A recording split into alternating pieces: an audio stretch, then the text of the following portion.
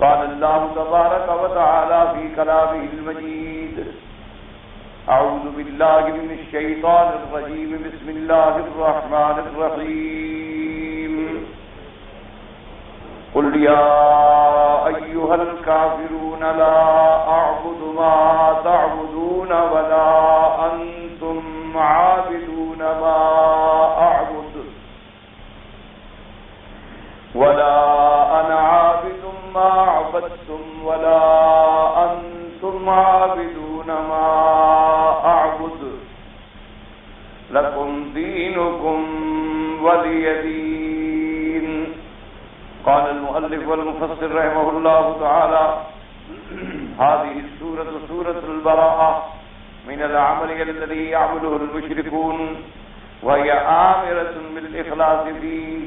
فقوله تبارك وتعالى: قل يا أيها الكافرون يشمل كل كافر على وجه الأرض، ولكن المواجهون بهذا الخطاب هم كفار قريش، وقيل إنهم من جهلهم دعوا رسول الله صلى الله عليه وسلم إلى عبادة أوثانهم سنة ويعبدون معبوده سنة، فأنزل الله هذه السورة وأمر رسوله صلى الله عليه وسلم فيها أن يتبرأ من دينهم بالكلية، فقال: لا أعبد ما تعبدون، يعني من الأصنام والأنداد، ولا أنتم عابدون ما أعبد وهو الله وحده لا شريك له. اب مفسر رحمۃ اللہ علیہ ارشاد فرماتے ہیں سورۃ الکافرون کی تفسیر میں کہ یہ سورت جو ہے اس کا نام سورۃ البراءہ بھی ہے، یعنی اس سورت کے اندر براءت ہے اس عمل سے جو مشرکین کا عمل ہے، جو مشرکین کا عقیدہ ہے، جو مشرکین کے اعمال ہیں کافرانہ اور مشرکانہ. اور اس سورت کے اندر حکم ہے اخلاص کا کہ عبادت جو ہو تو بس خالص اللہ تبارک و تعالیٰ کے لیے. اس لیے حکم آیا کہ آپ فرمائیں: قل یا ایھا الکافرون. اب مفسر فرماتا ہے کہ یشمل کل کافر علی وجہ الارض، کہ یہ خطاب جو ہے دراصل تمام دنیا کے کافروں کے لیے ہے، یعنی جو بھی روئے زمین پہ کافر ہے، اور کافر کے جتنے انواع ہیں، کوئی کافر ہے، کوئی ہندو ہے، کوئی مشرک ہے، مجوسی ہے، یہودی ہے، نصرانی ہے، جو بھی ہے ان سب کے لیے خطاب ہے. یہ علیحدہ بات ہے کہ مواجہون جو ہے مخاطب الاول جو ہیں جن کے ساتھ یعنی سب سے پہلے خطاب کیا گیا وہ کفار قریش ہیں، کیونکہ یہ قاعدہ ہے کہ میرے آقا نے حضور صلی اللہ علیہ وسلم نے جب اللہ کا قرآن اترا تو سب سے پہلا مخاطب جو ہیں آپ کے وہ قریش ہیں، یعنی سب سے پہلے آپ نے ان کو خطاب فرما کے اعلان برات کیا. لیکن قاعدہ یہ ہوتا ہے کہ چاہے یعنی سبب خاص ہو یا شان نزول کے اندر کوئی خاص واقعہ ہو، لیکن خطاب عام ہوتا ہے. العبرۃ بعموم اللفظ لا بخصوص السبب. کیا مانا؟ تو اب ہمیں یہی حکم ملے گا کہ ہم جب تک دنیا کے روئے زمین کے کافروں سے اور ان کے معتقدات اور ان کے عمل سے برات نہیں کریں گے اس وقت تک ہم مسلمان نہیں ہو سکتے. یعنی یہ کبھی نہیں ہو سکتا اسلام کے اندر کہ نعوذ باللہ انسان اپنے عقائد میں لچک پیدا کر دے، نرمی پیدا کر دے کہ کچھ کافروں کی بات بھی مان لے اور کچھ اپنی بات بھی چلنے دے، یا ان کے ساتھ ایسے معاملے میں نعوذ باللہ ثم نعوذ باللہ مصالحت کر لے کہ جو چیزیں اللہ نے حلال کی ہیں ان کو حرام کر دے اور جو چیزیں حرام کی ہیں ان کو حلال کر ڈالے. اسلام کے اندر ایسی چیزوں کی قطعاً گنجائش.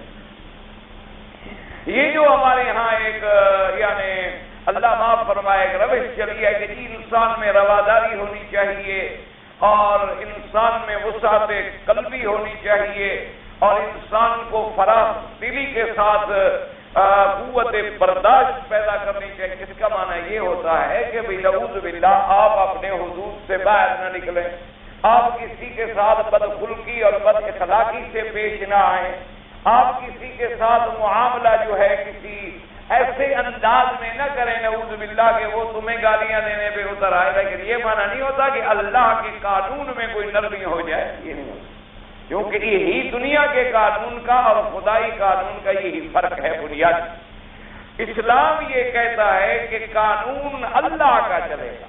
ایک موٹی سی بات دو لفظوں میں یاد رکھیں، کہ اسلام کا دعویٰ یہ ہے کہ الا لہ الخلق والامر، کہ یہ ساری مخلوق کس کی ہے؟ اللہ کی ہے، تو حکم بھی کس کا ہوگا؟ اللہ۔ بس اسلام صرف اتنی بات ہمیں سکھلاتا ہے کہ بھئی تمام مخلوق بھی اللہ کی اور حکم بھی اللہ۔ اب اللہ کے حکم میں مخلوق رد و بدل کر سکے، سوال ہی پیدا نہیں ہو سکتا کہ مخلوق کی کیا طاقت ہے کہ وہ خالق کے قانون کو بدل ڈالے، وہ اللہ کے قانون کو بدل ڈالے۔ اور عقل کا تقاضا بھی یہی ہے کہ قانون تب بدلا جاتا ہے جب قانون میں کوئی نقص ہو۔ ایک اصولی بات ہے کہ جی آپ نے ایک پارلیمنٹ میں ایک قانون پاس کیا، آپ پھر اس میں ترمیم کرنا چاہتے ہیں، کیوں؟ کہ اس کا مطلب یہ ہے کہ وہ اس کے اندر کچھ نقائص ایسے نکل آئے کہ وہ نہیں چل سکتا۔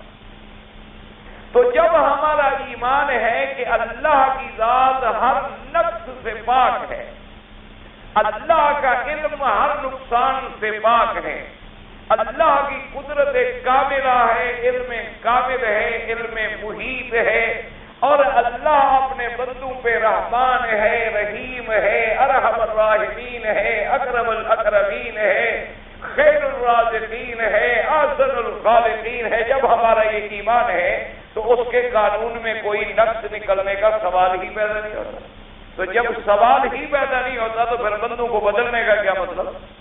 اس لیے اللہ کا قانون جو اللہ یہ فرماتے ہیں کہ دنیا میں اگر ہم کسی کو حکومت دیتے ہیں، ہم دنیا میں کسی کو بادشاہ بنا دیتے ہیں، کسی کو حاکم بنا دیتے ہیں، کسی کو قاضی بنا دیتے ہیں، کسی کو ہم گورنر بنا دیتے ہیں، تو وہ یہ ہے کہ وہ ہمارے قانون کی تنفیذ کرنے والا ہے، قانون ہمارا ہوگا، اس کا چلانا اس کی ذمہ داری ہے، اس امانت کے مطابق اس کو چالو کرنا جو ہے اس کی ذمہ داری، اس کے اندر رد و بدل کا اس کو حق نہیں، خیانت کا حق نہیں، اور پھر یہ حق نہیں کہ ہمارے قانون کو لوگوں پر چلائے اور اپنے بدن پہ نہ چلائے۔ یہی اب اسلام کے بنیادی چیزیں، سب سے پہلے اسلام یہ مطالبہ کرتا ہے کہ پہلے اپنے آپ کو ٹھیک کرو۔ اسی طرح آپ دیکھ لیں، اندازہ فرمائیں کہ اگر حضور صلی اللہ علیہ وآلہ وصحبہ وسلم تسلیما کثیرا کثیرا کی زندگی پہ نظر ڈالیں، ویسے تو ہمارا ایمان ہے کہ تمام انبیاء اور تمام رسول علیہ الصلوات والتسلیم سب پر حق ہیں، شان والے ہیں، عزت والے ہیں، لیکن سب سے زیادہ اللہ نے جو شان دی ہے وہ حضور پاک صلی اللہ علیہ وسلم کو دی، اور حضور صلی اللہ علیہ وسلم کی پیدائش سے بھی پہلے اللہ تبارک و تعالیٰ ان کی نبوت کا فیصلہ فرما چکے ہیں، کیونکہ یہ دنیا ابھی وجود میں بھی نہیں آئی تھی، اور اس دنیا میں جو ہونا تھا اللہ نے فیصلہ فرما دیا۔ جس کو اللہ نے نبوت و رسالت کے لیے چن لیا ہو اس کی زندگی کتنی پاک ہوگی۔ اس لیے آپ دیکھیں نا کہ حضور پاک کی زندگی دشمنوں کے سامنے گزر گئی ہے 40 سال، آپ کی ولادت، آپ کا بچپن، آپ کی جوانی، آپ کا شباب، آپ کی پہلی شادیاں، آپ کے سفر، آپ کی تجارت، آپ کے معاملات، یہ سب دشمنوں کے سامنے گزرے ہیں، لیکن کسی دشمن کو یہ جرأت نہیں ہوئی کہ میرے مدنی پاک کے کردار پہ انگلی رکھ سکے۔ کسی دشمن کو یہ جرأت نہیں ہوئی کہ ایک دشمن ابھی جال بھی کہہ سکے بھی حضور پاک نے کبھی جھوٹ بولا ہے۔ اپنے لوگوں کو بچانے کے لیے اور حضور سے نفرت دلانے کے لیے یہ تو کہتے رہے کہ آپ شاعر ہیں، یہ کہتے رہے کہ جی آپ ساحر ہیں، جادوگر ہیں، جو بھی آپ کے قریب جاتا ہے جادو کر لیتے ہیں، وہ آپ کا غلام بن جاتا ہے، یہ باتیں کہتے رہے۔ کبھی کبھی یہ بھی کہتے رہے کہ آپ کی باتیں ایسے معلوم ہوتا ہے کہ مجنون ہے، نعوذ باللہ دیوانوں کی بڑھ ہے، کہ ابھی مکہ میں آپ یتیم ہیں اور فرماتے ہیں پوری دنیا میں میرا اسلام کا پرچم لہرائے گا۔ یہ باتیں کرتے رہے، لیکن میرے مدنی پاک کے کردار پہ کوئی دشمن سے دشمن بھی انگلی رکھ۔ ابھی لہب کی دشمنی کو دیکھ لیں، ابھی لہب کی بیوی کی دشمنی کو دیکھ لیں، ابھی سفیان کی دشمنی کو دیکھ لیں کہ جو دشمنی میں اس انتہا پہ پہنچ گئی کہ اپنے غلام کو تیار کیا کہ حضور کے چچے کو جا کے ٹکڑے ٹکڑے کر کے کلیجہ اور جگر نکال کے لے آؤ، میں کچا کھاؤں۔ یعنی دشمنی کی کوئی انتہا ہے، لیکن اس کے باوجود حضور صلی اللہ علیہ وآلہ وسلم کی ذات پہ، کردار پہ، آپ کے اخلاق پہ، آپ کے خلق پہ، آپ کے معاملات میں، آپ کی دیانت پہ، امانت پہ، صداقت پہ کوئی جرت نہیں کر سکی اعتراض کرنے، لیکن اس کے باوجود اللہ نے 40 سال تک حضور کو نبوت نہیں عطا فرمائی۔ حالانکہ اللہ تبارک و تعالیٰ تو آپ کی نبوت کا فیصلہ فرما چکے، ابھی آدم علیہ السلام بھی پیدا نہیں ہوئے، لیکن یعنی اعلان نبوت، بعثت نبوت کے لیے 40 سال کی انتظار کرایا گیا۔ حضور صلی اللہ علیہ وسلم پھر مہینوں غاروں میں بیٹھے رہے، آپ علیحدہ عبادت فرماتے رہے، آپ کو تیار کیا گیا کہ وہ اس امانت کا بوجھ اٹھانے کے لیے بالکل کلی طور پہ، کامل طور پہ تیار ہو جائیں۔ پھر حضور پاک پہ جب پہلی وحی اتری، پھر حضور صلی اللہ علیہ وسلم کی تربیت فرمائی گئی، نمازوں کا حکم دیا گیا، تہجدوں کا حکم دیا گیا، رات کو جاگنے کا حکم دیا گیا، اور جب یہ ساری باتیں قابل مکمل ہو گئی، پھر حکم دیا گیا کہ اب کھڑے ہو کے اب اعلان کریں، یا ایھا المدثر قم فانذر۔ یہی یاد رکھیں، اسلامی یعنی دساتیر باطلہ کا اور دستور حق کا یہ بنیادی فرق ہے۔ اسلام یہ کہتا ہے کہ اللہ کا قانون ہوگا، اللہ کے قانون میں کوئی لچک نہیں ہوگی، اللہ کے قانون میں کوئی نرمی نہیں ہوگی، اللہ کے قانون میں کوئی تبدیلی نہیں ہوگی، اور پھر جو اتھارٹی قانون نافذ کرنے والی ہے اس کو سب سے پہلے اپنے بدن پہ قانون نافذ کرنا ہوگا۔ اگر وہ اپنے بدن پہ قانون نافذ نہیں کرتا تو وہ اس قابل ہی نہیں ہے کہ ضمانت کو نبھا سکے۔ ایک اصولی بات ہے کہ اگر آپ خود نماز نہیں پڑھتے ہیں تو آپ گھر میں کس کو کہہ سکتے ہیں؟ ایک موٹی سی بات ہے کہ اگر آپ نماز کے پابند نہیں ہیں تو آپ اپنے بچے کو کہہ سکتے ہیں نماز نہ پڑھو۔ آپ اگر خود سگریٹ پیتے ہیں تو بیٹے کو نصیحت کر سکتے ہیں کہ بیٹا سگریٹ بری بات ہے، اس سے بچا کرو۔ اگر آپ گھر میں خود جھوٹ بولتے ہیں، اپنے بچے کو خود سکھلاتے ہیں، کوئی دروازہ کھٹکھٹائے کہ جاؤ کہہ دو کہ میرا ابا گھر میں نہیں ہے، تو جب آپ اس کو 5 سال کی عمر سے جھوٹ بولنا سکھا رہے ہیں تو بڑا ہو کر آپ کہہ سکتے ہیں اس کو کہ جھوٹ نہ بولا کرو۔ آپ اس کے سامنے بیٹھ کے گندی گالیاں بکتے ہیں، اس کی ماں کو برا بھلا کہتے ہیں، لڑتے ہیں، اور زبان سے بکواسات و حفوات کی ایک اور لمبی طویل قطار شروع کر دیتے ہیں، تو بڑے ہو کے اس نے بھی تو یہی تعلیم سیکھنی ہے جو اس کے سامنے ہو رہا ہے، جو اس کے سامنے ہم کر رہے ہیں۔ اس لیے اسلام تو ایسی بات پہ آتا ہے کہ سب سے پہلے اپنے اوپر تنفیذ ہو۔ حضرت عمر رضی اللہ تعالیٰ عنہ نے جب بوجھ خلافت اٹھایا تو فرمایا کہ لوگوں دیکھو، مجھے لوگ سمجھتے ہیں کہ میں بڑا سخت ہوں، لیکن یاد رکھو حق کے معاملے میں میں باقی بڑا سخت ہوں، لیکن اس کے معاملے میں یہ ہے کہ اگر میں اللہ کے رسول کے حکم سے ذرا ہٹنے لگوں تو تم کوڑا لے کر مجھے سیدھا کر دو۔ میں اس وقت تک تمہارا بادشاہ ہوں، تمہارا خلیفہ ہوں، تمہارا حاکم ہوں جب تک میں خود خدا کے راستے پہ، اگر میں راستے سے ہٹنا چاہوں تو پھر مجھے تمہیں حق ہوگا کہ سیدھا۔ اسی لیے یہ دعا اور اسی طرح یاد رکھیں کہ جو اللہ نے عقائد کے بارے میں ایک فیصلہ کر دیا توحید ہے، اب اس میں کوئی لچک ہو،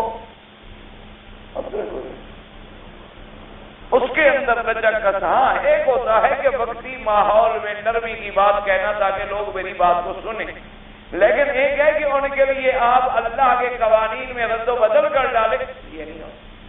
یعنی یہ کوئی نرمی نہیں کہ ایک آدمی کہے کہ چلو بھائی آج یار ہمارے ساتھ چلو، ہمارے ایک بزرگ کا مزار پہ عرس ہے، وہاں جائیں گے اور ہم بھی سجدہ کریں گے، چلو آج تم بھی ذرا دکھانے کے لیے کر لو، چلو تمہارا عقیدہ نہ صحیح۔ یہ تو کھلی جب تک دو ٹوک بات نہیں ہوگی کسی کو عقیدہ سمجھ نہیں آیا۔ یہی تو ہمارے ہاں دیوائی ہے نہیں، اس کی وجہ یہ ہے کہ آدھا شرک تو ہم نے گھر کے اندر ویسے خود رکھا ہوا ہے۔ کسی نے بلا لیا کیا ہے، انہوں نے کہا جی آج ختم شریف ہے، انہوں نے کہا یار چھوڑو لڑائی نہ کرو، آخر مسلمان ہیں میاں خدا کے بندے، چلو آخر بیٹھ جاؤ، کیا ہے برادری کا معاملہ ہے، خام خواہ جھگڑا ہو جائے گا، چلو تم نہ پڑھنا ختم شریف، بیٹھے تو رہنا۔ اب تم بیٹھے ہو، پڑھو یا نہ پڑھو، دیکھنے والا تو تمہیں شریف سمجھ رہا ہے نا۔ وہ کہتا ہے ابھی اگر یہ بیٹھ سکتا ہے تو میں میرا بیٹھنا بھی کوئی حل نہیں، تو بات بڑھتی چلی جائے۔ لیکن جب آپ فیصلہ کریں گے اس وقت یہ تو ضرور ہو جائے گا کہ لوگ آپ سے کٹ جائیں گے، لیکن جو بچ جائیں گے وہ پھر ہیرے ہوں گے صحابہ کی طرح۔ میرے مدنی پاک نے جب توحید کا اعلان کیا کتنے آدمی حضور پاک لے کے گئے ہجرت میں؟ حضور پاک صلی اللہ علیہ وسلم کافروں کے مقابلے میں جو سب سے پہلا غزوہ اسلام ہے، کتنے آدمی لے کے آئے ہیں؟ جنگ بدر میں میرے مدنی پاک کے ساتھ کتنی بڑی فوج تھی؟ 313، اور کافروں کا لشکر 1000، اور حضور کا سارا عدد جو ہے وہ 313 کا عدد ہے۔ اور جب حضور صلی اللہ علیہ وسلم نے ہجرت مبارک فرمائی ہے، کتنے صحابہ مسلمان تھے؟ زیادہ سے زیادہ یعنی 100 کے قریب بھی نہیں پہنچے، اسی سے آپ انداز۔ لیکن جو میرے مدنی پاک نے وہ 100 کی جماعت مہاجرین کی بنائی تھی اور ان کو پٹھاریوں میں نکال کے ایسا کھڑا بنا دیا تھا کہ اگر وہ مہاجر ہیں، مکے سے بیچارے ہجرت کر کے حبشہ گئے ہوئے ہیں، لیکن وہاں بھی بادشاہ کی دربار میں جاتی ہیں تو گردن جھکانا نہیں جانتے، کہتے ہیں السلام علیکم والسلام علی من اتبع الہدی۔ یہ کیا بات ہے، تم نے تو جھک کے بادشاہ کو سلام نہیں کیا؟ انہوں نے کہا ہمیں ہمارا اسلام اجازت نہیں دیتا، ہم جب اپنے نبی کے سامنے نہیں جھکتے تم کون ہو؟ جب ہمیں حضور پاک نے اپنے سامنے کبھی نہیں جھکایا، میرے مدنی پاک نے ہمیں کبھی نہیں کہا کہ میرے سامنے سر جھکاؤ، میرے پاؤں کو چھو، میرے پاؤں پہ ہاتھ رکھو، میرے پاؤں پہ سر رکھو، گلے میں کپڑا ڈالو اور میرے پاؤں پہ گر جاؤ، تم کون؟ اور انہوں نے کہا اچھا وہ پیغمبر کیا کہتے ہیں؟ انہوں نے کہا بیٹھو سنو، پھر ہم تمہیں سناتے ہیں کہ پیغمبر کیا کہتے ہیں۔ وہی قرآن پڑھ اور وہی نجاشی بیٹھا ہوا رو رہا۔ کیسر کے دربار میں مسلمان کھڑے ہیں تو ڈنکے کی چوٹ کھڑے ہیں، کسرا کے دربار میں کھڑے ہیں تو بالکل واضح کھڑے ہوئے ہیں، سیدھی سی بات، وہ باتیں جانتے ہی نہیں ہیں۔ دوسری بات تو اس کا نتیجہ کیا نکلا؟ ایمان سے کہیں کہ وہ چند بے تربیت اور اونٹوں کے چرانے والے لوگ اور جنگلوں میں رہنے والے لوگ اور کسی کالج اور یونیورسٹی میں نہ پڑھنے والے لوگ، یعنی امی قوم کو لے کے میرا مدنی آگے بڑھے اور پوری دنیا میں چھا۔ آج آپ کے پاس ماشاءاللہ یونیورسٹیاں ہیں، آپ کے پاس کالج ہیں، آپ کے پاس میڈیکل کالج ہیں، آپ کے پاس بڑے بڑے ادارے ہیں، آپ کے پاس PhD کی ڈگریاں ہیں، اور اس کے بعد جناب بڑے بڑے القاب ہیں، لیکن آپ نے کیا پیدا کیے ہیں؟ کہیں آپ نے کوئی فلمی ایکٹر پیدا کیا ہے، کہیں آپ نے کوئی کریکٹر پیدا کیا ہے، کہیں کوئی آپ نے ڈرامے والا پیدا کیا ہے، کہیں آپ نے کوئی لوک فنکار پیدا کیا ہے، کہیں آپ نے گلوکار پیدا کیا ہے، کہیں آپ نے کوئی ڈانس ماسٹر پیدا کیا ہے، کہیں آپ نے کلاشنکوف بردار کلچر پیدا کیا ہے، کہیں آپ نے بہت بڑا اسمگلر پیدا کیا ہے۔ آپ نے کیا بنایا ہے مجھے بتائیں؟ آپ سارے اسلامی ملکوں میں نظر ڈالنے کسی نے ایک بلال بھی بنایا ہے کہ ایک حضرت بلال پیدا کیا ہو؟ ٹھنڈے دل کے سوچنے کی بات ہے، سامنے کی بات ہے۔ آپ دعوے سے ہم کہتے ہیں، ہم پیش کرتے ہیں، چیلنج کرتے ہیں کہ لے آئیں صحابہ کے مقابلے پر ایک ابھی ذر کے مقابلے پہ لے آؤ کوئی آدمی، ابھی ہریرہ کے مقابلے پہ لے آؤ، صدیق ابوبکر عمر عثمان علی تو بڑے شان والے لوگ ہیں نا، وہ تو ان کا تو شان ہی بلند ہے۔ آپ ایک ادنا صحابی کے مقابلے میں ایک آدمی مجھے پیدا کر کے، چلو صحابی بڑی دور کی بات ہے، آپ ایک امام ابو حنیفہ پیدا کر دیں، آج ایک امام ابو شافعی پیدا فرما دیں، ایک امام احمد بن حنبل پیدا کر دیں، ایک امام مالک پیدا کر دیں، ایک شیخ الاسلام ابن تیمیہ پیدا کر دیں، ایک شیخ الاسلام ابن القیم پیدا کر دیں، ایک تو پیدا کر دیں۔ وہ ہے تو ایک لطیفے کی بات، بہرحال کسی کا نام میں نہیں لیتا، خدا کرے غیبت نہ ہو جائے۔ ایک بہت بڑے حدیث عالم گزرے ہیں، اللہ ان کی قبر پہ رحمت فرمائے۔ غزنوی خاندان سے ان کا تعلق تھا، فوت ہو گئے، اللہ ان کی قبر پہ رحمت فرمائے۔ بڑے اہل حدیث علماء میں تھے اور بڑے ماشاءاللہ اللہ نے انہیں علم بھی عطا فرمایا تھا، علم بھی عطا فرمایا تھا۔ تو خیر ان کی خدمت میں ایک مولانا تشریف لے آئے، ایک مولانا صاحب تشریف لے آئے، انہوں نے اپنے دوستوں کی تعارف کروایا. انہوں نے کہا کہ حضرت یہ قیم ہیں اور یہ فلاں ضلع کے قیم ہیں اور یہ فلاں ضلع کے قیم ہیں. قیم ان کے نزدیک عہدہ ہے، یعنی ایک عہدہ ہوتا ہے جماعتی. تو یہ وہ تعارف کراتے رہے 8-10 ساتھی تھے، نام بھی بتاتے گئے. تو حضرت غزنوی رحمۃ اللہ علیہ سنتے رہے، اور جب انہوں نے بات ختم کی انہوں نے کہا حضرت مجھے بہت خوشی ہوئی ہے، آپ نے اتنے قیم بنائے ہیں، ان میں کوئی ابن قیم بھی آپ نے پیدا کیا ہے کہ نہیں؟ کوئی ایک ابن قیم بھی تو بنا دو نا، ایک اس کے پائے کا کوئی عالم بھی تو پیدا کر دو. نام لے کر عہدے کا نام رکھ لینا تو بڑا آسان ہے نا. سوال تو یہ ہے کہ اس پائے کا کوئی بندہ پیدا کرو. ایک امام بخاری رحمت اللہ علیہ پیدا کرو.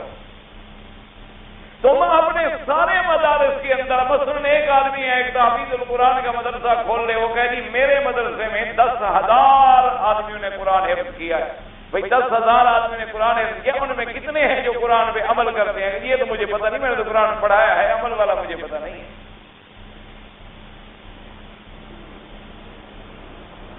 ایک آدمی کہے جی ہمارے مدرسے سے سالانہ ماشاءاللہ 100 آدمی دورہ حدیث پڑھ کے فارغ ہوتا ہے، اور ہم ان کو پگڑیاں بنواتے ہیں اور سند دیتے ہیں، اور ماشاءاللہ وہ عالم بن. بھئی ان میں کوئی ایک آدمی بھی عالم بنا، مجاہد بنا، مفسر بنا، محدث بنا؟ اگر نہیں بنا تو پھر نام کی تکمیل کا کیا فائدہ ہے؟ بہتر ہے تم سارے سال میں ایک بندہ پڑھا دے، لیکن بندہ تو بنا دینا اس کو.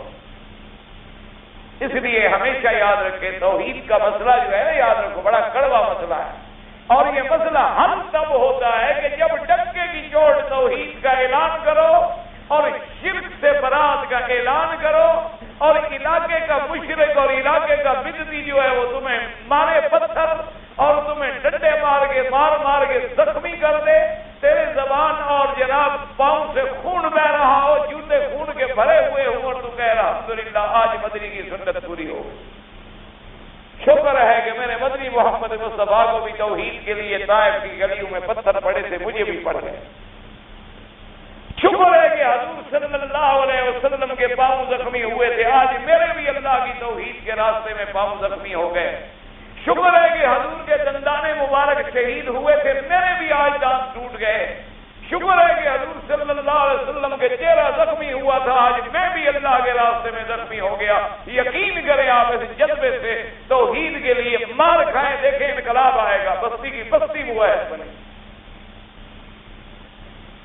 آپ دیکھیں نا توحید کے لیے مار تو کھائیں نا. یہ کہتے ہیں آپ کہ ہم جائیں ہم توحید کا اعلان کریں اور لوگ ہمیں گلے لگا لیں، یہ تو نہیں ہو سکتا.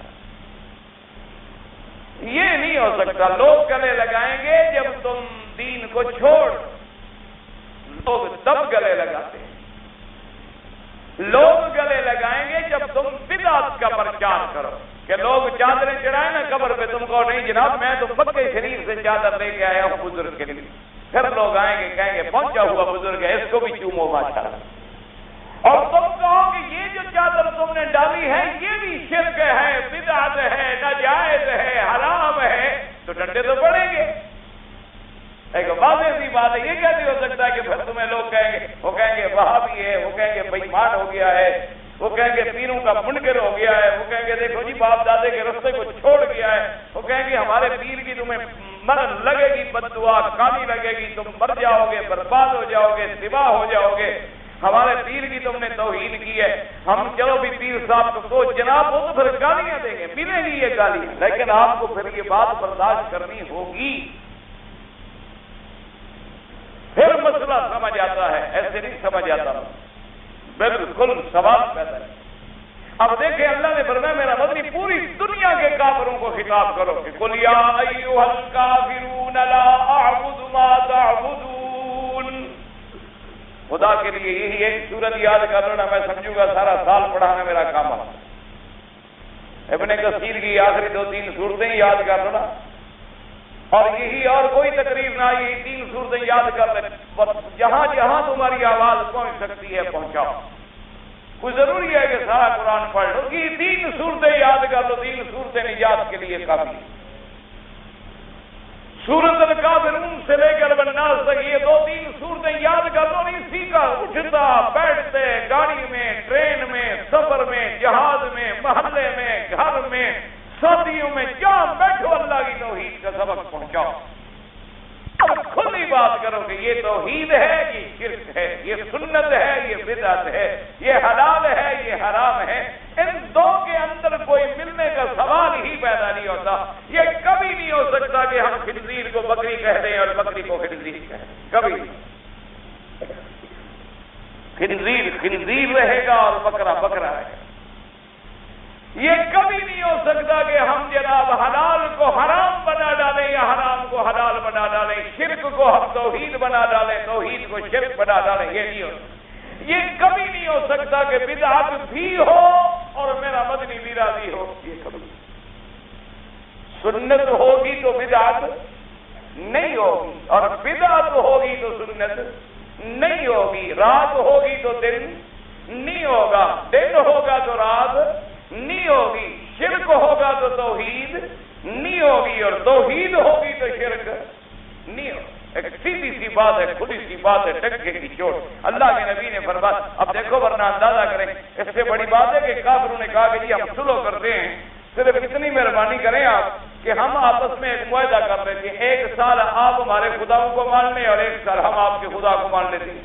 دیکھو سمجھوتے کا راستہ تو نے نکالا نا۔ جیسے کوئی کہہ دے کہ بھائی کوئی ایسی بات نہیں ہے، چلو 1 سال تو تم آ کر ہمارے تعزیے کو پوجا کیا کرو، ہم جب تعزیہ شریف نکالیں تو تم ہمارے ساتھ کندھا بھی دیا کرو، ماتم میں بھی شریک ہوا کرو، اور جب گھوڑا شریف نکالیں، دلدل شریف نکالیں تو اس کے اوپر چادر بھی ڈالا کرو، اور اس کے جس کو اولاد نہ ہوتی ہو اس کو بھی گھوڑے کے نیچے سے گزارا کرو۔ یہ عقیدہ ہے مسلمانوں کا، لا حول ولا قوت۔ دعا کرو اللہ ہدایت، دعا کرو اللہ ان کو ہدایت دے، یا اللہ انہیں ہدایت دے، یا الہ العالمین، یا ارحم الراحمین ان کو ہدایت دے۔ کیوں ہمارا مقصد دشمنی نہیں ہے الحمدللہ، کسی سے مقصد ایک طرف ہے۔ اچھا اب جناب وہ کہیں گے ٹھیک ہے جب تم یہ کرو گے تو ہم تمہارے پیر کی مزار پہ آئیں گے، وہاں آ کے ہم اٹا گٹا بھی دیں گے، وہاں آ کے ہم چادریں بھی چڑھائیں گے، وہاں آ کے ہم پھول بھی ڈالا کریں گے، اور سال میں جب تم عرس شریف کرو گے تو ہم انشاءاللہ عرس شریف میں بھی شریک ہوں گے، قوالی شریف میں بھی شریک ہوں گے، نعت شریف میں بھی شریک ہوں گے، پھر چادر شریف جب ڈالو گے تو اس چادر شریف میں بھی ہم شریک ہوں گے۔ تو ایسا فائدہ کر لیتے ہیں، مل جل کے کام چلتا رہے گا۔ یہ اسلام نہیں گوارا ہے۔ اسلام کے اندر ایسی بات ہوتی تو حضور ہی فرما دے چلو میاں مکے میں تم یہ کرتے رہو، مدینے میں مجھے دین کا کام کرنے دو۔ انہیں فرمایا تمہاری ہماری صلح کا راستہ نہیں ہے۔ لا اعبد ما تعبدون ولا انتم عابدون ما اعبد، میں نہیں عبادت کر سکتا ان کی جن کی تم عبادت کرتے ہو، اور جس کی میں عبادت کرتا ہوں وحدہ لا شریک کی اس کی تم عبادت نہیں کر سکتے، پھر تمہاری ہماری صلح کا کیا مطلب؟ صاف برات کا اعلان ہے، کھلی بات کہ لا اعبد ما تعبدون، جن کو تم معبودان باطلا، جن کو تم اپنا خدا سمجھتے ہو، میں ان کو مٹی کا ایک بت سمجھتا ہوں، جن کو تم حاجت روا سمجھتے ہو، میں ان کو کوئی نفع نقصان کے برابر کسی چیز کے ذرے کا مالک بھی نہیں سمجھتا، اور میرا عقیدہ ہے کہ یہ کوئی نفع نقصان نہیں دے سکتے ہیں۔ اور پھر جن کو تم نے خدا بنا لیا، معبود بنا لیا، جن کے سامنے تم سجدہ ریز ہوتے ہو، جن کے سامنے تم گردنیں جھکاتے ہو، میں نہیں جھکا سکتا، اور جس کی میں عبادت کرتا ہوں اس کی تم عبادت نہیں کرتے، مانتے تو ہو لیکن عبادت مانتے تو مکے والے بھی تھے نا خدا کو، جیسے ہم مانتے ہیں کہ اللہ ہے، اسی طرح وہ بھی مانتے تھے کہ اللہ ہے۔ جیسے ہم مانتے ہیں نا کہ جی سارے جہان کا پیدا کرنے والا میرا اللہ ہے، وہ بھی کہتے تھے سارے جہان کا پیدا کرنے والا میرا اللہ ہے۔ جھگڑا اسی بات پہ تھا کہ اللہ کے ساتھ وہ غیروں کی عبادت کو بھی ملاتے تھے، بس جھگڑا اسی میں تھا۔ اللہ کی عبادت بھی کرتے تھے اور غیروں کی، بس اسی بات کو سمجھے، اللہ کی عبادت بھی کرتے تھے اور غیروں کی عبادت بھی کرتے تھے، یعنی خدا کے گھر کا طواف بھی کرتے تھے اور لات کو سجدہ بھی کرتے تھے، خدا کے حکم پہ صفا بھی دوڑتے تھے، لیکن اسحاق اور نائلہ کو بھی چومتے تھے، تو غیر اللہ کی عبادت میں شریک کرتے تھے، اسی وجہ سے ان کی عبادت جو ہے رد ہوئی ہے۔ جیسے آج ایک مسلمان یہ کرے کہ ماشاءاللہ حج بھی پڑھے لبیک اللہم لبیک لبیک لا شریک لک لبیک، اور حرم شریف میں آئے احرام باندھے طواف کرے اور طواف کرنے کے بعد 2 رکعت پڑھے، منتظم پہ آ کے کھڑا ہو اور کھڑے ہونے کے بعد کہے ماشاءاللہ یا الہ العالمین تیرا بڑا کرم ہے، تو نے کعبے میں پہنچا دیا، بڑی مہربانی ہے، اور اصل مہربانی نے میرے تیر دیے جنہیں نظر ڈال وہیں سے پہنچا۔ باقی شرک کیا ہوتا ہے؟ سینگ ہوتے ہیں شرک کو، یعنی خود مجھے آج سے کچھ عرصہ پہلے کی بات ہے، ایک صاحب سنا رہے تھے کہ جی میں وزن میں ذرا بھاری ہوں اور عمر بھی زیادہ ہو گئی ہے، اور میں نے عمرہ کیا، عمرہ کرنے کے بعد جب طواف کر لیا 2 رکعت پڑھ لی، اب میرے لیے بڑا مسئلہ تھا کہ صفا مروا میں کیسے دوڑوں، بھارے آدمی ہو بوڑھا بھی ہو، تو کہنے لگے کہ میرے دل میں خیال آیا کہ چلو بھی لوگ ریڑھی شیڑھی پہ کر لیتے ہیں، میں بھی کر لوں گا۔ کہتے جب صفا مروا پہ پہنچے تو پھر دل نہ مانے گے یار خدا قسمت سے لایا ہے عمرہ کرنے کے لیے، ایک چکر تو کر لیا، مروا تک گیا، مروا سے واپس آیا، ابھی آدھے سفر میں تھا، بس میری جان جواب دے، اس قابل ہو گیا کہ میں گر کے بس میں نے وہیں پر پیر کو پکارا۔ کہتے ہیں بس پیر کو پکارا، حضرت کیا پوچھتے ہو؟ ایسے کرنٹ لگ گئے، معلوم ہوتا تھا پیر نے مجھے کندھے پہ بٹھا لیا اور خود دوڑا۔ میں نے کہا کبھی تمہارا پیر ویسے حج پہ آیا ہے؟ کہتے صحیح آیا تو کوئی نہیں، میں کہ تمہیں لے کر صفا مروا دوڑنے کے لیے آ گیا تو بدبخت خود حج نہیں کرتا، اچھا پیر ہے تمہارا، یعنی اندازہ کرو صفا دوڑ رہا ہے، پکار کے سو رہا ہے، پیر کو کہ میں نہیں دوڑ سکتا مجھے دوڑاؤ، یہ طاقت کون دے گا؟ پیر دے، طاقت پیر دے گا، حکم اللہ کا پورا کرے گا، صفا مروا دوڑے۔ کہتے جی پھر تو 7 چکر میں نے ایسے لگائے نا جیسے گولی جاتی ہے، بس پیر کو پکارنے کی دیر تھی بات کو۔ میرے خود استاد تھے، اللہ معاف کرے، اللہ میرے خیال فوت ہو گئے، اللہ بخشے ان کو، اب پھر تو الحمدللہ والد صاحب رحمۃ اللہ علیہ کے ساتھ تعلق ہو گیا تو اللہ نے ان کی اصلاح کر دی۔ میں نے ان کے پاس کچھ پڑھا تھا، میرے خیال میں 1 جماعت سے 5ویں جماعت تک سکول وغیرہ میں ابتدا میں، انہوں نے خود یعنی اللہ رحمت فرمائے، اللہ بخش فرما دے، ان کی مغفرت فرما دے، اور آخر میں ان کی زندگی بہت الحمدللہ بہت بدل گئی۔ یہ ان کے ابتدائی دور کی بات ہے، تو انہوں نے بتایا جی کہ میں اپنے پیر کے عرس پہ جاتا تھا، اس دور میں مشکل یہ ہوتی تھی کہ سڑک نہیں تھی، یعنی کشتیوں کا سفر ہوتا تھا، کشتی پہ بیٹھے اور دریا عبور کیا، اور کوٹ مٹھن شریف جانے کے لیے کشتیاں، اب بھی شاید کشتیاں ہیں، تو کہتے ہیں بہرحال میں چل پڑا، اتفاق سے وہ کشتی نکل گئی اور کشتی مجھے نہ ملی، اور کشتی چلتی تھی کبھی کبھی، کئی دنوں کے بعد ایک کشتی جاتی تھی، تو کہتی ہیں میں نے کہا کہ بھئی حضرت کا پیر کا عرس ہے، کچھ ہو جائے میں چھوڑتا تو نہیں ہوں، بہرحال میں چلتا رہا اور چلتا رہا اور چلتا رہا پیدل، آخر میں نے سوچا کہ بھئی ٹھیک ہے اپنے آپ کو دریا میں گرا دیتے ہیں، دیکھا جائے گا، ڈوب گیا تو ڈوب گیا، مر گیا حضرت کے نام پہ مر جاؤں گا، اور زندہ رہا تو پیر کے عرس پہ پہنچ جاؤں گا۔ کہتے بس حضرت میں نے بس ایسے چھلانگ لگائی اور اپنے پیر کو پکارا، بس کوئی پتہ نہیں مجھے تو ہوش نہیں، مجھے اس وقت پتہ لگا جب میں دوسری طرف کنارے پہ سلامتی سے پہنچا۔ چلو ٹھیک، یہاں تک بھی بات نہیں، اگلی بات سنیں، یہ خود مجھے سنا ہے، ان کی ایک کتاب ہے باقاعدہ، اس میں انہوں نے لکھا ہے، انہوں نے اپنی سوانح عمری جو لکھی ہے اس میں انہوں نے لکھا ہے، اپنی ڈائری میں یہ لکھا ہے باقاعدہ، انہوں نے کہا کہ اچھا خیر جی آپ پہنچ گئے، پھر کیا ہوا؟ کہنے لگے پھر جب میں گیا تو میرے پیر صاحب کی توجہ جو تھی میری طرف کچھ کم تھی، معلوم ہوتا تھا مجھ پہ ناراض ہے، تو کافی دیر کے بعد جب مجھے تنہائی کا موقع ملا تو میں نے ہاتھ باندھے، میں نے کہا حضرت آپ کی نظر کے لیے تو میں حاضر ہوا ہوں اور آپ ناراض معلوم ہوتے ہیں۔ آپ نے فرمایا ادھر آؤ، اپنا کپڑا اٹھایا، پیٹھ پہ دکھایا تو سارے داغ تھے، میں نے کہا حضرت یہ کیا؟ میں نے کہا تمہیں دریا میں اٹھاتے اٹھاتے یہاں پہنچتے پہنچتے یہ میرا حشر ہو گیا ہے۔ اندازہ میرے خیال میں نے کہا استاد جی کم از کم یہ شرک تو ابو جہل کو بھی نہیں آتا تھا.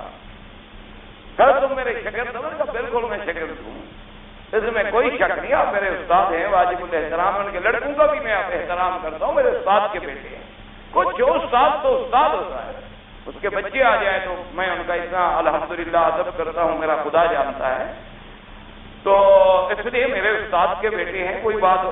میں نے کہا استاد بہرحال آپ ناراض ہوں یا راضی ہوں، یہ شرک ابو جہل کو بھی نہیں آیا.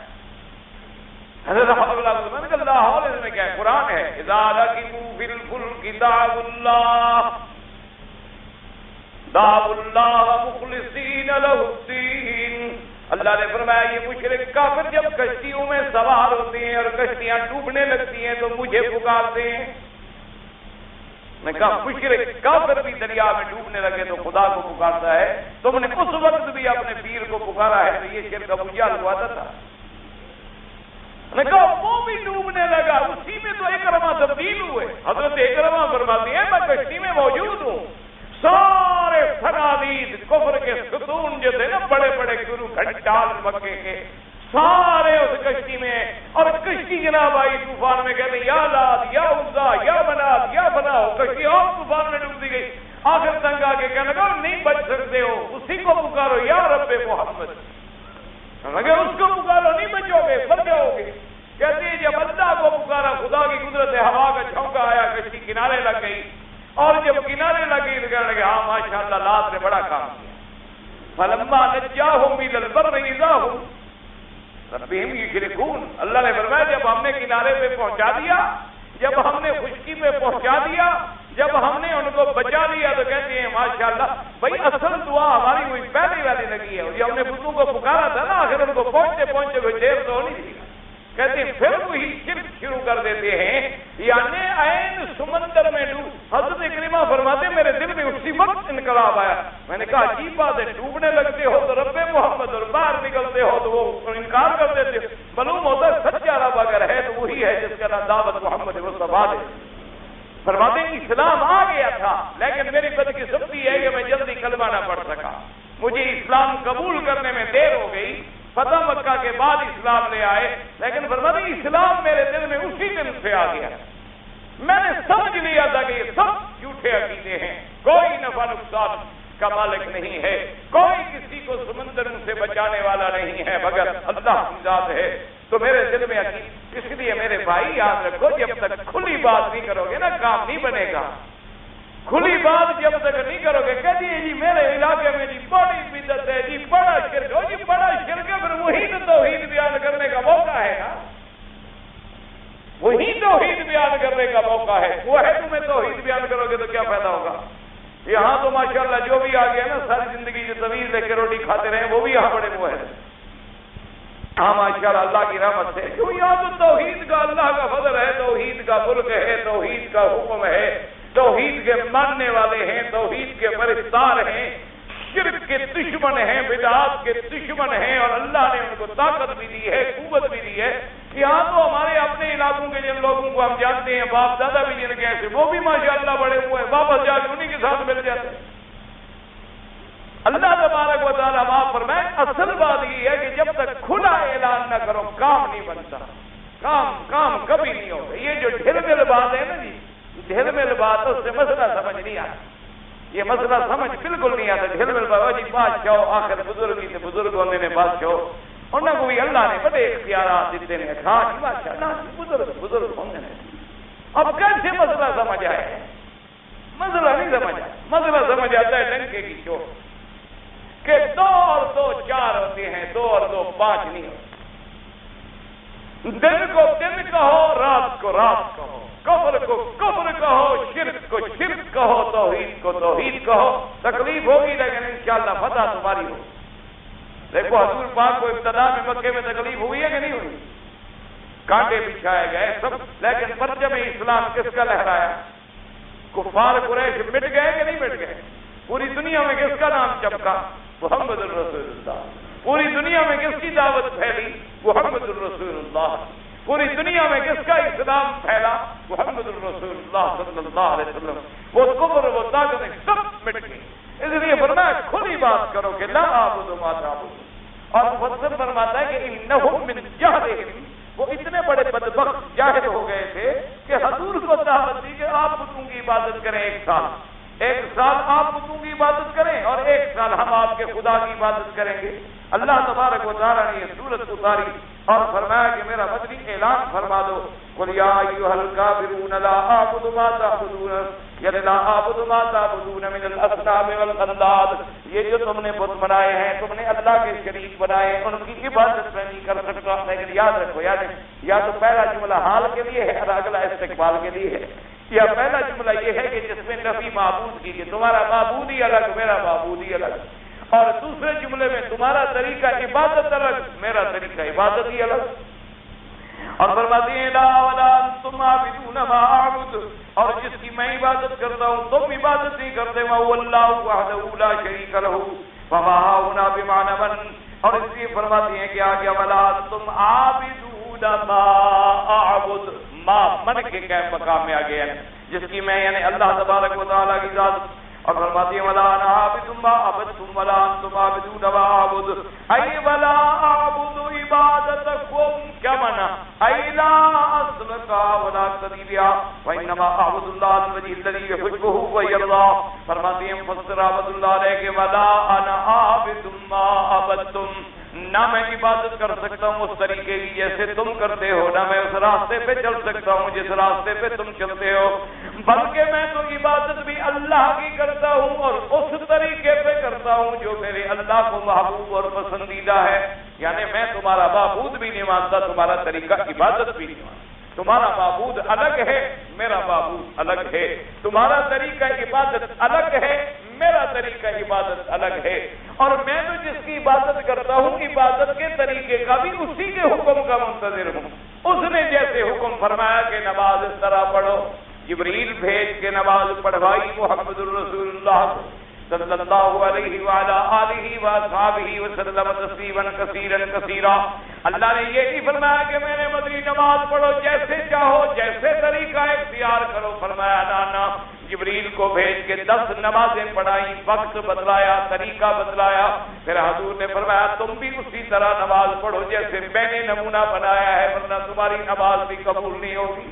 تو ہمارا تو عبادت کا طریقہ بھی اسی کے حکم پر ہے، ما یحبہ اللہ ویرضى، ولہذا قال تعالی ولا انتم عابدون ما اعبد، ای لا تقتدون بأوامر اللہ وشرعہ فی عبادتہ، بل قد اخترعتم شیئا من تلقاء انفسکم، تم تو عبادت کے طریقوں میں اللہ کے احکام کی اقتداء نہیں کرتے ہو، اللہ کے احکام پہ نہیں چلتے ہو، بلکہ تم نے اپنی طرف سے کچھ طریقے ہیں ایسے جو گھڑ رکھے ہیں، تم نے اپنی طرف سے طریقے گھڑے ہوئے ہیں عبادت کے، تم نے اپنی طرف سے طریقے گھڑے ہوئے ہیں اقتداء کے، جیسے کہ مکے کے اندر ان کا ایک مشہور طریقہ ہوتا تھا کہ جس کو وہ کہتے تھے ازلام، اور وہ طریقہ یہ ہوتا تھا کہ جو بڑا بت ہے نا جی، جو اس کا مجاور ہوتا تھا، اس مجاور کے پاس ایک تھیلی ہوتی تھی، تھیلی ایسے کپڑے کی بنی ہوئی، اور اس میں لکڑیوں کے تیر ڈالے ہوئے تھے، چھوٹے چھوٹے لکڑیوں کے تیر تھے، اور ان لکڑیوں پہ لکھا ہوتا تھا، کسی پہ لکھا ہوتا تھا افعل، کسی پہ لکھا ہوتا تھا لا تفعل، کسی پہ لکھا ہوتا تھا نعم، کسی پہ لکھا ہوتا تھا لا، کسی پہ لکھا ہوتا تھا بینا بینا، اور مختلف لکھے ہوتے تھے۔ پھر وہ آتے تھے جناب اس مجاور کو آ کے ملتے ہو، کہتے جی میں نے شادی کرنی ہے اور آپ کی خدمت میں حاضر ہوا ہوں، مہربانی فرما کے میری ذرا فال نکالو اور میرا جناب کوئی کتاب دیکھ کے مسئلہ بتلاؤ۔ جیسے آج کل بھی آ جاتے مولوی صاحب کہ میرا بچہ بیمار ہے، کوئی کتاب دیکھ کے دسو ہاں میرے بچے کو کی ہے۔ کئی میرے پاس آ جاتے ہیں، کہتے ہیں جی مولوی صاحب مہربانی، میں تو خود بیمار ہوں کتنے عرصے سے، یار مجھے اپنا پتہ نہیں چلتا، تمہارے بچے کا کہاں سے کتاب میں دیکھوں نہ، صحیح مہربانی کرو کتاب کھولو۔ میرے پاس جو کتاب ہوتی ہے میں اسی وقت کھولتا ہوں، میں پڑھو اس میں کیا لکھا ہے۔ میں نے کہا جہاں جہاں سے مرضی ہے کھولو، کہیں اگر تمہارے بچے کا نام نکلا جو مرضی ہے مجھے سزا دے۔ اس کتاب میں تمہارے بچے کا کیا، تمہارے باپ کا نام بھی نہیں، تمہارے دادے کا نام بھی نہیں ہے، تو کہاں سے نکلا؟ ایسے لوگوں نے بنا رکھا، کوئی دیوان ہے حافظ سے نکالتے ہیں کہ جی حافظ کے اشعار کا دیوان ہے، دیوان کھولو، شعر میں جو پہلا جملہ آئے گا بس اسی میں اشارہ ہوگا کہ تمہارا کام ہوگا کہ تمہارا کام نہیں ہوگا۔ اور یہ اصل میں یہ سب رسمیں تھی، اللہ معاف کرے۔ تو وہ جناب آتے اس کو کہتے، وہ کہتے ٹھیک ہے جی نظر نیاز، پہلے نظر نیاز ہو جاتی تو وہ کہتا کہ ٹھیک ہے تم آپ نے فیصلہ کر لو، ابھی میں یہ تیر پھینکتا ہوں۔ وہ تیر پھینکتا، اگر آ جاتا بھی لا تفعل والا جس پہ لکھا تھا نا کہ لا تفعل، نہ کرو، کہتا بھائی نہ کرو، بس یہ تمہارا کام نہیں ہو. اور اگر وہ آ جاتا ہے اتفاق سے افعل کرو، تو کہتا ہاں تمہارا حکم ہو گیا سر. اچھا ایمان سے کہو یہ حکم کس نے دیا؟ نہ ایمان سے کہو، ٹھنڈے دل کی بات، ناراضگی کی بات نہیں. دیکھو نا جی، مثلا ہم نے پرچیاں لکھی 2 یا 3 یا 4، ایک میں لکھا کاف کرو، ایک میں لکھا نہ کرو، ایک میں لکھا بھی درمیانی بات ہے کرو یا نہ کرو، اور اب وہ ہم نے کیوں پھینک دی؟ تو کس نے پھینکی ہیں؟ نہ ایمان سے کہو. اچھا اس میں نکل آئی کرو یا نہ کرو، پھینکنے والا تو میں ہوں خدا کے بندے، میرے ہاتھ میں کون سا نفع نقصان تھا کہ تم میرے حکم پہ چل پڑو؟ کسی کو کہہ دو پھینکو، کوئی نہ کوئی تو پرچی نکلے گی نا. کسی یہودی کو دو تب بھی نکلے گی، نصرانی کو دے دو تب بھی نکلے گی، تارا سنگھ کو دے دو تب بھی نکلے گی، کسی رام چندر کو دے دو اس کو بھی پرچیاں لکھو 8-10 اور نکالو، کوئی تو کوئی نکل آئے گی. کسی نہ کسی پرچی نے تو نکلنا ہے. اس میں کیا ہے؟ کون سی بہادری ہے؟ اچھا کوئی کتاب مثلا کھولے آپ، کہیں تو کھلے گی نا، کوئی کھول لے. اس میں کون سا نفع نقصان کا مسئلہ ہے کہ نفع نقصان اور علم غیب کی باتیں معلوم ہو جائیں؟ اللہ تبارک و تعالیٰ معاف فرمائے. دعا کرو اللہ ایسے عقیدوں سے بچائے. انا للہ و انا الیہ راجعون. آج کل مسلمانوں میں اتنا اتنا اتنا یہ رواج ہو گیا ہے، اتنا رواج ہو گیا ہے، خدا کی پناہ. اور اسلام کا طریقہ کیا ہے کہ کوئی کام کرنا ہے 2 رکعت نماز پڑھو استخارہ، 2 رکعت نماز پڑھو بنیت استخارہ، اس کے بعد دعا پڑھو استخارے کی، اور پاک کپڑوں پہ، پاک لباس سے، پاک چادر پہ، پاک بستر پہ سو جاؤ.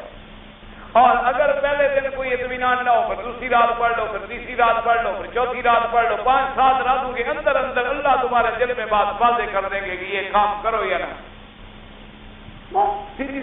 اور اس میں بھی میرے مدنی پاک نے کیا سکھلایا کہ اللہم ان کنت تعلم ان ھذا الامر خیر، کہ میرا اللہ اگر آپ جانتے ہیں کہ میرے لیے یہ کام بہتر ہے تو آسان فرما دیں. میں تو نہیں جانتا. یعنی دعائے استخارہ میں اللہ کے نبی نے ہمیں سکھا استخیرو کا بقدرتک واسألک بفضلک العظیم انک تقدر ولا اقدر. تو قدرت والا ہے، میں تو کوئی طاقت نہیں رکھتا. انک تعلم ولا اعلم، آپ علم والے ہیں، میں علم. میرا مدنی فرماتی ہیں کہ میں علم نہیں رکھتا، اور یہ کہے کہ نہیں یہ ابھی کتاب کھول کے میں تمہیں اگلے پچھلے حال بتاتا ہوں. اس سے بڑا کوئی کفر اور شرک ہے دنیا. اللہ تبارک و تعالیٰ سے دعا کرو اللہ مسلمانوں کو اس فتنوں سے محفوظ کرے. اللہ تبارک و تعالیٰ اس فتنوں سے محفوظ فرما دے. اللہ پاک اپنے عذاب رفع فرما دے. اللہ پاک مسلمانوں کے عقیدوں کو درست فرما دے. اللہ تبارک و تعالیٰ ہمارے حال پہ رحم فرما دے. اس لیے فرماتے ہیں کہ بھائی تمہارا تو طریقہ الگ ہے اور ہمارا طریقہ الگ ہے، کیونکہ تم اللہ کے احکام پہ چلتے نہیں ہو، اللہ کی شریعت پہ چلتے نہیں ہو، بلکہ اخترعتم شیئا من تلقاء انفسکم، تم نے اپنے دلوں سے کچھ طریقے ڈھونڈ نکالے ہیں کہ یہ کیا جائے اور یہ نہ کیا جائے. كما قال إن يتبعون إلا الظن وما تهوى الأنفس ولقد جاءهم من ربهم الهدى. اللہ نے فرمایا یہ کافر مشرک گم کردہ عقیدے والے لوگ جو ہیں یہ اپنے گمان اور اپنے خیال پہ چلتے ہیں، اور جو دل میں آ جاتا ہے اس کی پیروی کرتے ہیں، اللہ کے حکم کی پیروی نہیں کرتے. یہ سمجھتے ہیں کہ یہ کام دین ہے، بس وہ جی بات اچھا کام ہے نا، چھوڑو ٹھیک ہے جی قرآن حدیث میں نہیں ہے لیکن ہے تو اچھا. وہ اچھا ہوتا تو قرآن حدیث میں نہ ہوتا. خدا کے بندے یہ بھی کہتے ہیں قرآن حدیث میں نہیں ہے، چلو حضرت مان لیا. اور کون سی بہت ساری چیزیں ہیں جو قرآن حدیث میں نہیں ہے؟ کون بہت ساری چیزیں جی اینک نہیں ہے، ٹی وی ہے، پین نہیں. وہ سب سے پہلے تو مسئلہ یہ کرا سے شروع ہوا ہے، تو اصل موجود ہے نا، اللہ نے حکم دیا نا پڑھو. پڑھیں گے تو کتاب بھی ہوگی، لکھائی بھی ہوگی، پڑھائی بھی ہوگی. اللہ نہیں بنا نون والقلم، وہ تو موجود ہے، اصل موجود ہے قرآن میں.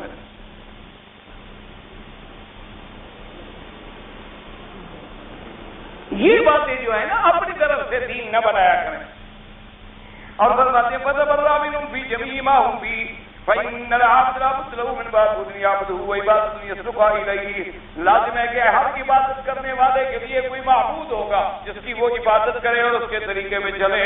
فالرسول صلی اللہ علیہ وسلم واتباعه يعبدون الله ما شرعه ولهذا كان كلمة الإسلام لا إله إلا الله محمد رسول الله. أي لا معبود إلا الله ولا طريق إليه إلا ما جاء به الرسول صلى الله عليه وسلم والمشركون يعبدون غير الله عبادة يعبدون بها الله ولهذا قال الرسول صلى الله عليه وسلم لكم دينكم ولي دين. اب مفسر فرماتا ہے کہ سمجھو فالرسول صلی اللہ علیہ وسلم ہمارے آقا سرکار مدینہ حضرت محمد مصطفیٰ اور آپ کے اتباع کرنے والے صحابہ یعبدون اللہ، کس کی عبادت کرتے ہیں؟ اللہ کی. بما شرعوا، جو طریقہ عبادت کا اللہ نے خود اپنے پاک نبی کو سمجھایا. اسی لیے ہمارا سب سے پہلا کلمہ شہادت کیا ہے؟ لا الہ. سب حضرات دل سے پڑھیں، زور سے نہ پڑھیں تاکہ حرم میں کسی اور کی عبادت میں خلل نہ ہو. لا الہ الا اللہ محمد الرسول اللہ. اخلاص سے پڑھ لیں، شاید کسی ایک آج کا پڑھنا جو ہے جنت میں جانے کا ذریعہ بن جائے انشاءاللہ. تو اس کا مفسر فرماتے ہیں معنی کیا ہے کہ لا معبود الا اللہ، کوئی معبود برحق نہیں مگر اللہ. اور میرا بدنی کیا ہے؟ فرماتے ہیں اس کے بعد کہ ولا طریق الیہ، اس معبود تک پہنچنے کا راستہ نہیں مگر وہ جو لے کے آئے محمد الرسول اللہ. کوئی معبود نہیں مگر اللہ. اور اس معبود تک ہم پہنچے کیسے؟ اس کا طریقہ ہمیں کون بتلائے گا؟ محمد الرسول اللہ. تو جب ہم حضور کے طریقے پہ چلیں گے تبھی اللہ تک پہنچیں گے. جب تک حضور کے طریقے پہ نہیں چلیں گے تو پھر اللہ تک پہنچنے کا سوال ہی پیدا نہیں ہوگا. تو اس لیے اللہ نے فرمایا میرا مدین کو کھلا کہہ دو لکم دینکم ولی دین. کما قال تعالی وَإِن كَذَّبُوكَ فَقُل لِّي عَمَلِي وَلَكُمْ عَمَلُكُمْ أَنتُمْ بَرِيئُونَ مِمَّا أَعْمَلُ وَأَنَا بَرِيءٌ مِّمَّا تَعْمَلُونَ. اللہ نے فرمایا میرا مدنی اگر کافر آپ کو جھٹلائیں، آپ کی تکذیب کریں تو پھر کھلی بات کریں. آپ ان کو کہہ دیں کہ تمہیں تمہارا عمل مبارک، مجھے میرا عمل مبارک. میں بھی اعلان کرتا ہوں، میں بالکل اس بات سے اعلان کرتا ہوں کہ تم اس بات سے بری ہو جس راستے پہ میں چلتا ہوں. وَأَنَا بَرِيءٌ مِّمَّا تَعْمَلُونَ، اور میں بھی اس راستے سے برات کا اعلان کرتا ہوں جو تمہارا راستہ ہے. تمہارا معبود بھی الگ، تمہارا راستہ بھی الگ، تمہارا طریقہ بھی الگ. میرا معبود بھی الگ، میرا راستہ بھی الگ، میرا طریقہ بھی الگ. تو پھر تمہاری ہماری مصالحت کا کوئی سوال ہی پیدا نہیں ہوتا. جیسے فرمایا تھا لنا اعمالنا ولکم اعمالکم، تمہیں تمہارے اعمال اور ہمیں ہمارے اعمال. وقال البخاری رحمہ اللہ تبارک و تعالی یقال لکم دینکم الکفر ودین الاسلام فلم یکن دینی لأن الآیات بدون فضل یا کما قال وهو یهدین ویشفین. اب جناب جیسے کہ امام بخاری رحمۃ اللہ علیہ فرماتی ہیں کہ لکم دینکم ولی دین، کیا مانا کہ تمہیں تمہارا طریقہ کفر اور میرا طریقہ اسلام. لہذا کفر اور اسلام کیسے جمع ہو سکتے ہیں؟ توحید اور شرک کیسے جمع ہو سکتی ہے؟ سنت اور بدعت کیسے جمع ہو سکتے ہیں؟ اب مفسر فرماتا ہے کہ دین ہی نہیں کہا گیا کیونکہ فرماتے ہیں ان الآیات بنون بہت بدیا، کیونکہ ساری باتیں اس کے فواصل کی رعایت میں جیسے آیا فہو یہدین فہو یشفین یشفینی یہدینی، اس کو یا جو ہے گرا دی جاتی ہے. وقال لا اعبد ما تعبدون الان ولا اجيبكم فيما بقي من امري ولا انتم عابدون ما اعبد وهم الذين قال الله تبارك وتعالى والذين كثير منهم ما انزل اليك من ربك طغيانا وكفرا. اور بعض علماء کرام نے فرمایا کہ لا اعبد ما تعبدون کا کیا معنی؟ یعنی میں اب بھی عبادت نہیں کرتا اس طریقے کی جس کی تم عبادت کرتے ہو حال میں، یعنی موجودہ، اور نہ آئندہ میں اس طریقے پہ چلوں گا جس پہ تم چلتے ہو، اور نہ تم آئندہ اس راستے پہ چلو گے جس پہ میں چلتا ہوں. لہذا تمہیں تمہارا دین مبارک، مجھے میرا دین مبارک. اور اس میں بڑی دھمکی ہے، یاد رکھیں، کیوں؟ ان کا دین تو کفر ہے اور کفر کے لیے تو جہنم ہے، کفر کے لیے تو پھر سزا ہے. اللہ تبارک و تعالیٰ سے دعا کریں اللہ ہمیں بھی دین اسلام پہ قائم رکھے اور کفر سے بچائے. اللہ اسلام پہ اور ایمان پہ موت عطا فرمائے. اللہ تبارک و تعالیٰ تمام مسلمانوں کو شرک کے جنگلوں سے نکال دے. اللہ تبارک و تعالیٰ جو میرے بھائی یہاں آئے ہوئے ہیں ان سب کو موحد بنا اور توحید کا سپاہی بنا دے.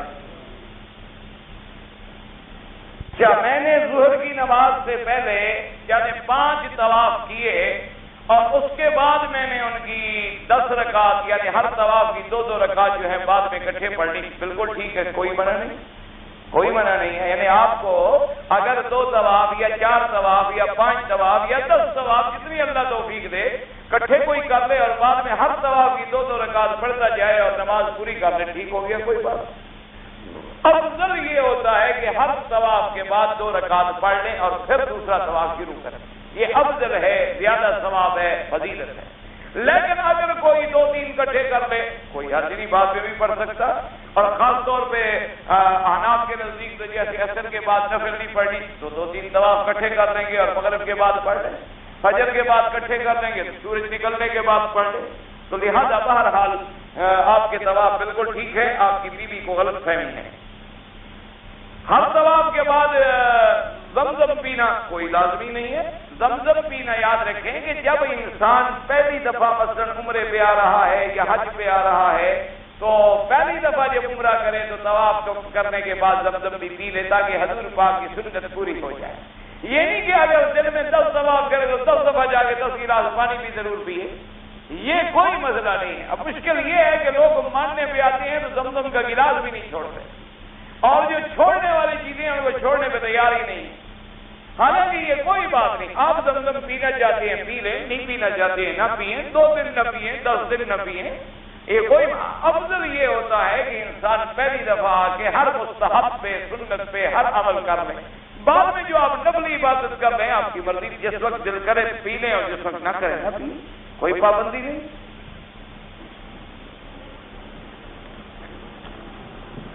جی کہ اگر ہم مردے کو دفن کر لیں تو دفن کرنے کے بعد کیا وہاں کھڑے ہو کر سارے مل کر بھی دعا کر سکتے ہیں؟ ہاں کر سکتے ہیں، کوئی منع نہیں، کیونکہ اصل سنت بھی یہی ہے۔ یاد رکھو کہ جب آدمی مردے کو دفن کر لے تو حضور نے فرمایا کہ فقروا لہ، آپ نے فرمایا اب بھائی کے لیے دعا مانگو، الآن یسأل، کہ اب اس سے قبر میں سوال جواب کیا جائے۔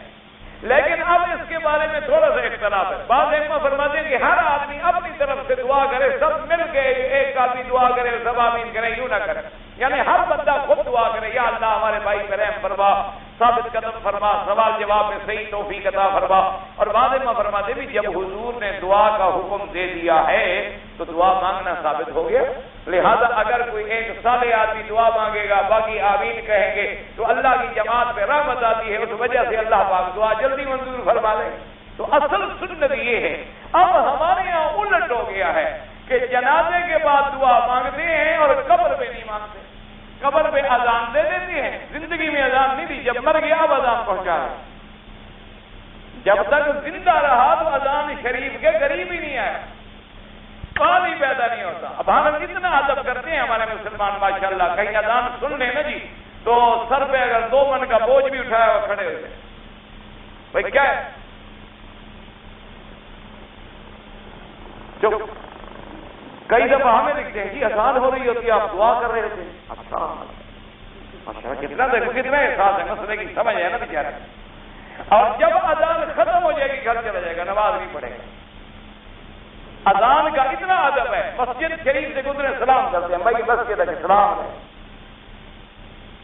یعنی میں نہیں اذان کر خیال نہ کرنا، میں دور سے سلام کروں، میں سب پاگل ہوں گے تمہارے اندر آ جاؤں، بے وقوف تھوڑا ہوں میں، سنیما میں جاؤں گا، میں نے حضور کا کلمہ پڑھا ہے، میں وہاں جا کے ڈانس دیکھوں گا، میں نماز پڑھ کے کیا کروں گا؟ میں تو حضور کا امتی ہوں، حضور کو راضی کرنے کے لیے فلم گھر میں جاؤں گا، میں شراب پیوں گا، میں بے حیائی کروں گا، حضور راضی ہوں گے کیونکہ میں نے کلمہ پڑھا ہے نا، لا الہ الا اللہ محمد الرسول اللہ کا، انا للہ و انا الیہ راجعون۔ دعا کرو اللہ مسلمانوں کو ہدایت۔ بہرحال قبر پہ دعا مانگنا جائے۔ اگر میں نے رمضان المبارک میں وطر جو ہے امام صاحب کے ساتھ پڑھ لیے تو پھر میں دوبارہ وطر پڑھوں؟ نہیں، 2 وطر نہیں ہوتے رات، وطر ہمیشہ ایک دفعہ پڑھا جائے گا۔ جو رات کو پہلے عشاء کے بعد پڑھ لیں وہ پھر تہجد کے وقت میں نہیں پڑھیں، اگر رات کو نہ پڑھیں تو پھر تہجد کے وقت میں آپ پڑھیں۔ کہتے ہیں جی میں حنفی مسلک پہ گیا، آپ حنفی مسلک پہ ہیں، حنفی مسلک کے مطابق ہی 2 وطر نہیں پڑھے جائیں۔ فرق ہے تو صرف اتنا ہے کہ احناف کے نزدیک وطر جو ہے 3 رکعتیں ملا کے پڑھی جاتی ہیں، جیسے کہ مغرب کی نماز آپ پڑھتے ہیں، اور ان حضرات کے نزدیک 2 رکعتوں پہ سلام پھیر کے پھر 1 رکعت علیحدہ پڑھی جاتی ہے. بات تو ایک ہی ہے، کوئی فرق نہیں، تھوڑا سا اس کی ادائیگی کے اندر فرق ہے، اور دونوں طریقے حدیث مبارک میں ثابت ہیں. تو بہرحال تم 1 دفعہ وتر پڑھا کرو، 2 دفعہ نہ پڑھا کرو.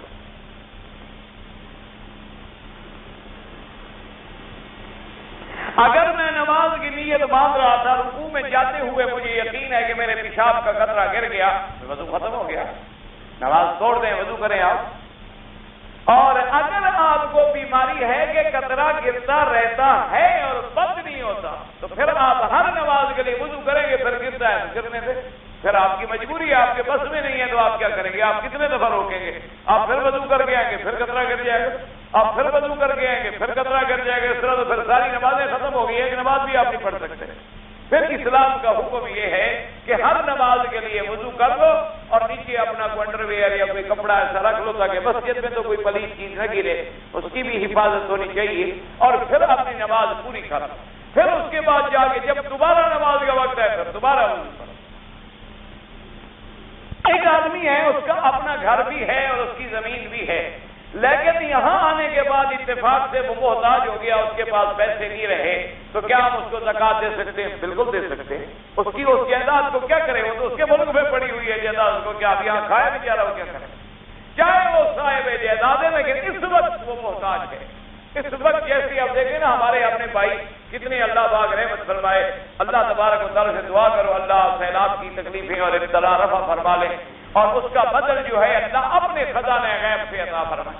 اب دیکھیں کتنے بڑے آدمی ہمارے زمیندار ماشاءاللہ زمین والے سب کچھ اجڑ گئے، فصلات بھی چلے گئے، مال بھی چلے گئے.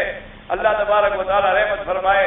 ہمارے اپنا اتنا بڑا نقصان ہوا ہے جو ناقابل تصور اور ناقابل بیان ہے، بس اللہ اپنے خزانے غیب سے انشاءاللہ عطا فرمائیں گے.